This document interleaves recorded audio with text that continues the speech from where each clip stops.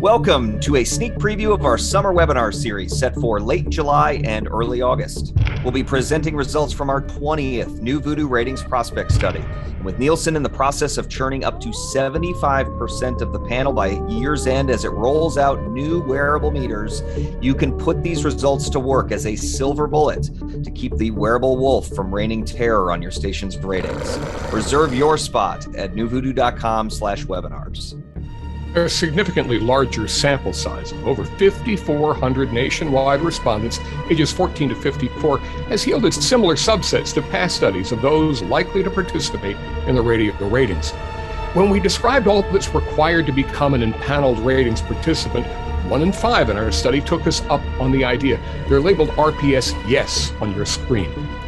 To better understand the most valuable radio listeners of all, we imposed a minimum time spent listening threshold of an hour or more each day to the RPS Yes group. That resulted in an RPS 60 segment, 60 minutes in an hour, that tops out at 7% of our total sample. To put that in perspective, let's look at the overall TSL distribution in the study. Once again, the listening patterns of ratings participants has little to do with reality, but it greatly favors our business. Over a third in our total sample don't give radio any measurable TSL at all, nearly doubling the ratings likelies. But about 3 in 8 RPS Yes listeners reach that critical 1 hour daily listening milestone, and that's almost double our total sample.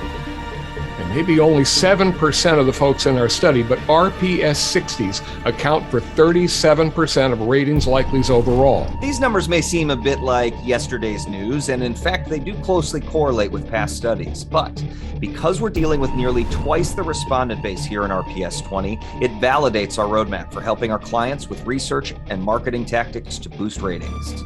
We also invested heavily in this much larger compensated sample for RPS 20 to deal with the elephant in the room, the possible wearable wobble, or how the choice of wristband, pendant, or clip mount might skew ratings by gender, age, format preference, or ethnicity. The overwhelming choice among the 1,118 RPS Yes respondents in our study was the wristband meter, selected by a better than 2-to-1 margin over either of the other two choices. As we sliced and diced the data, wearable preferences varied only slightly, but were otherwise quite consistent. Women were more inclined to choose the wristband than men were. The clip mount selection was proportionally higher among Gen Xers, the 42 to 54s in the sample, though still a distant second to the wristband. But remarkably, among the RPS Yes and RPS 60 groups, where we typically see considerable variances in behavior and preferences, the wearable selection was almost perfectly proportional.